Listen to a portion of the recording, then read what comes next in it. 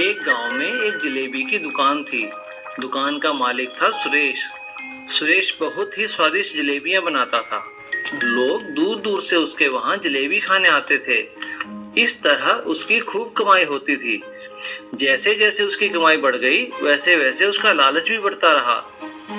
कई बार तो उसकी जलेबियां खत्म हो जाती, लेकिन ग्राहक आते ही रहते। ये काम बहुत अच्छा चल रहा था। काम तो बहुत बढ़ गया है, लेकिन मुझे अकेले संभालने में दिक्कत हो रही है। एक दो कारीगर रख लेता हूँ, वो जलेबी बनाएंगे और मैं बस पैसे इकट्ठे करूंगा। अब सुरेश सिर्फ गल्ले पर ही बैठने लगा। उसने एक छोटा सा चुंबक अपने तराजू के नीचे भी चिपका दिया, जिससे कि कम जलेबियों से भी ज्यादा पैसे मिले। आधा किलो जलेबी दे दो। हाँ हाँ, क्यों नहीं। बस इतनी सी? ये तो कम लग रही है। कम नहीं है, तुम्हारे सामने ही तो तोल रहा हूँ, पूरी है, ले जाओ। इस तरह सुरेश ज्यादा पैसे कमाकर खूब अमीर हो गया और मोटा लाला बन गया। उसने जलेबियों के साथ साथ समोसे और पकौड़े बेचने भी शुरू कर दिए।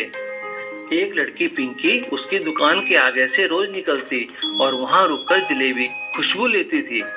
वो गरीब थी, इसलिए कभी जलेबी नहीं खरीद पाती, पर वहां खड़े होना उसे अच्छा लगता था। जाओ यहाँ से, क्या करने आती हो यहाँ पर? कभी कुछ खरीदती तो हो नहीं, जाओ भागो। एक दिन पिंकी की माँ ने उसे कुछ पैसे दिए।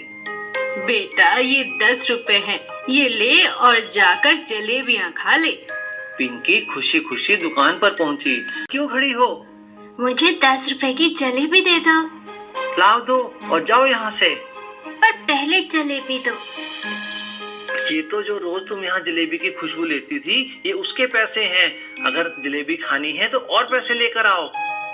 ये सुनकर पिंकी उदास हो गई। पास ही खड़े एक पुलिस वाले ने ये सारी बात सुन ली। तुम इतनी छोटी बच्ची को क्यों परेशान कर रहे हो? इसे जलेबी क्यों नहीं देते? साहब, आपको पता नहीं, यह तो रोज जलेबी की खुशबू लेती थी यहाँ पर।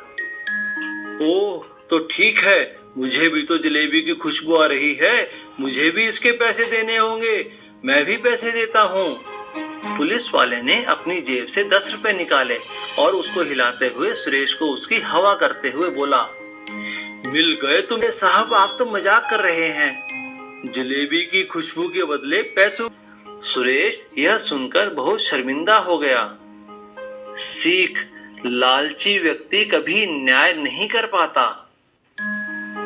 मुर्गी के अंडे की सब्जी।